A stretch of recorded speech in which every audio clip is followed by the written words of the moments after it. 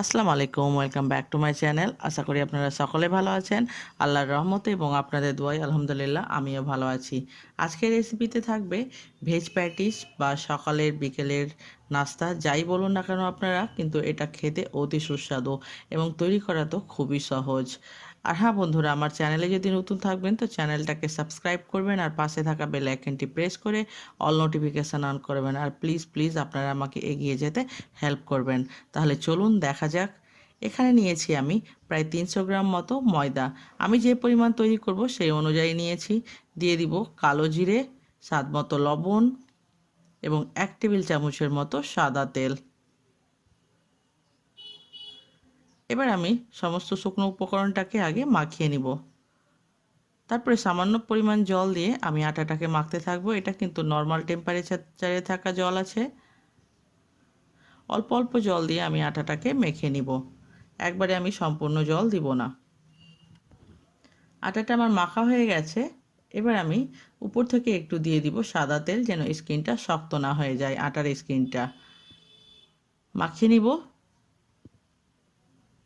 মাখানো হয়ে গেছে, এবার আমি ঢাকা দিয়ে রেখে দিব আধ ঘন্টার জন্য। এখানে নিয়েছি আমি কিছু ভেজিটেবলস। এখানে আছে আলু, আলুটাকে আমি গ্রেট করে নিয়েছি। তারপরে আছে এখানে বরবটি, যেটাকে কুচো করে নিয়েছি। তারপরে ক্যাপসিকাম, টমেটো, ফুলকপি, ফুলকপিটাকেও এভাবে আমি গ্রেট করে নিয়েছি বা কুচো করে নিয়েছি। তারপরে আছে পেঁয়াজ কুচি। এবার আমি সমস্ত ভেজিটেবলসটাকে একটা পাত্রে নিয়ে নিব। আপনারা এখানে চাইলে নিজের ইচ্ছে অনুযায়ী বিনস বা গাজর বা বিট যে কোনো কিছুই অ্যাড করতে পারেন। আপনাদের কাছে যা থাকবে সেটা অ্যাড করবেন। এবার সমস্ত কিছুকে আমি মাখিয়ে নিব। তারপরে আমি এখানে দিয়ে দিব পরিমাণ মতো লবণ। লবণটা দিয়ে আমি এটাকে আবারও মাখিয়ে নিব। মাখিয়ে এটাকে আমি ঢাকা দিয়ে রেখে দিব প্রায় 15 মিনিটের মতো, যেন এর এক্সেস জলটা বেরিয়ে যায়। 15 মিনিট হয়ে গেছে, ফিরে এলাম। এবার আমি সমস্ত কিছুকে একবার আলতো হাতে মেখে এটাকে মুঠোয় নিয়ে এভাবে চাপতে থাকবো। দেখতে পাচ্ছেন কতটা জল বেরোচ্ছে। এই জলটা যদি আমি সেই প্যাটিস তৈরি করার সময় দিয়ে দিই একসঙ্গে, তাহলে কিন্তু প্যাটিসটা ভ্যাদভ্যাদে হয়ে যাবে। এবার আমি এভাবে মুঠো করে চেপে চেপে জলটা বের করে নিব একটা পাত্রে। হয়ে গেছে, সম্পূর্ণটাই জল বের করে নিয়েছি। এখানে দিয়ে দিব আমি রসুন কুচি, লঙ্কা কুচি, আদা কুচি এবং ধনেপাতা কুচি। তারপরে দিয়ে দিব আমি এক টুকরো লেবুর রস। দিয়ে দিব জিরে, গোটা জিরে আছে, এবং একটু লবণ, যেহেতু আমি লবণ আগে দিয়েছিলাম। এবার সমস্ত কিছুকে ভালোভাবে আমি মিশিয়ে নিব। এবার আমি আটাটার কাছে চলে এলাম। আটাটাকে একটু আমি মেখে নিব। তারপরে আমি এর দুটো পার্টে ডিভাইড করব। আমি দুটো লেচি কেটে নিয়েছি। এর একটু বড় লেচি কাটতে হবে, কারণ এটার একটা বড় রুটি তৈরি করতে হবে। এবার এটাকে আটা দিয়ে আমি বেলে নিব, যেন এটা পাতলা একটা বড় আকারের রুটির শেপে চলে আসে। আপনারা যেভাবে রুটি বেলেন বাড়িতে ঠিক সেমই, কোনো জায়গায় পাতলা এবং মোটা না থাকে, সমান বরাবর যেন একটা রুটির আকারে হয়ে যায়। বেলা হয়ে গেছে। এবার আমি যে ভেজিটেবলটা মিক্স করেছিলাম সেটা এর মধ্যে দিয়ে দিব এবং ভালোভাবে চারদিক থেকে ছড়িয়ে দিব। এবার এক সাইড থেকে কিন্তু এভাবে করে রোল করতে হবে। চেপে চেপে রোল করতে হবে, যেন কোনো অংশে ফাঁকা না থাকে। ঠিক দেখতেই পাচ্ছেন আমি যেভাবে করছি। রোল করা হয়ে গেছে। এবার কানাগুলো যেগুলো আছে ওটাকে আঙুলের সাহায্যে এভাবে চেপে দিতে হবে, যেন কোনো প্রকারের তেল বা জল না ভিতরে ঢুকতে পারে। দেখতে পাচ্ছেন খুব সহজে হয়ে গেল, বা মুখটা যেন না ফেটে যায়, বা ভেজিটেবলগুলো যে দিয়েছি আমি সেটা না বের হয়ে যায়। হয়ে গেছে তৈরি করা। দেখতে পাচ্ছেন কত সহজে তৈরি হয়ে গেল।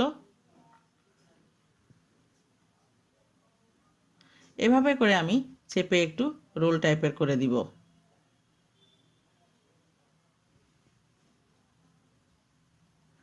সেম একই প্রসেসে আমি দ্বিতীয়টাকেও তৈরি করে নিয়েছিলাম।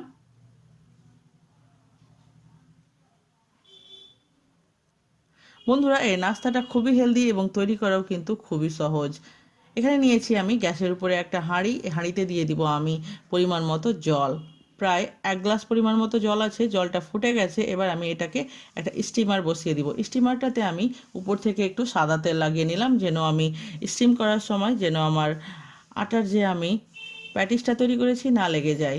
এবার আমি হাঁড়িটার উপরে দিয়ে দিব স্টিমারটাকে।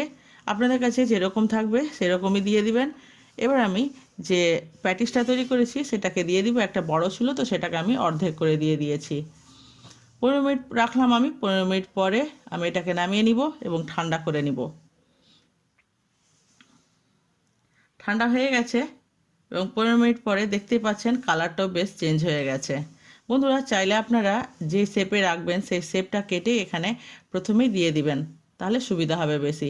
এবার আমি একটা ব্যাটার তৈরি করে নিব। দিয়ে দিব 2 চামচ মতো ময়দা, তারপরে দিয়ে দিব আমি সামান্য পরিমাণের লবণ এবং অল্প অল্প পরিমাণে জল দিয়ে আমি এটার একটা পাতলা ব্যাটার তৈরি করে নিব।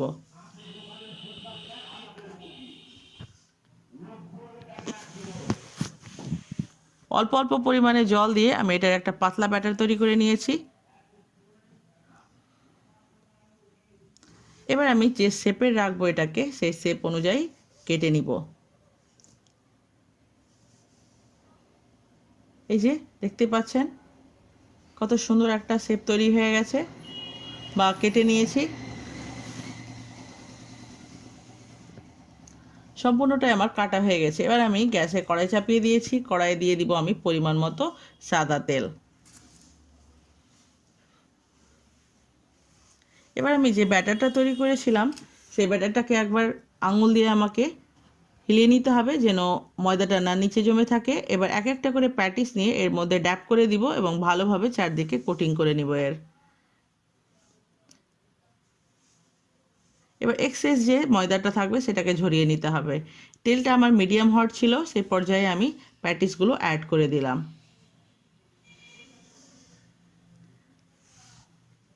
বন্ধুরা, এটাকে কিন্তু লো হিটে বা মিডিয়াম হিটে ভাজার দরকার নেই, এটাকে একদম হাই হিটে ভেজে নিতে হবে, কারণ যে সমস্ত জিনিস আছে সেটা ভিতরে অলরেডি কুক আছে। চুলো রাসটাকে হাই করে আমি সম্পূর্ণ প্যাটিসটাকে এইভাবে ভেজে নিব। চাইলে আপনারা এটাকে কম তেলেও ভেজে নিতে পারেন, আপনাদের ইচ্ছের উপর ডিপেন্ড করবে। বন্ধুরা, দেখতে পাচ্ছেন হয়ে গেছে খুব সুন্দরভাবে। আমার এই রেসিপি আপনাদের কাছে কেমন লাগলো অবশ্যই আমাকে কমেন্ট করে জানাবেন। আর ভালো খান, সুস্থ থাকুন। আপনাদের এই রেসিপি নিয়ে যদি কোনো প্রশ্ন থাকে তো অবশ্যই আমাকে কমেন্টে লিখে জানাবেন।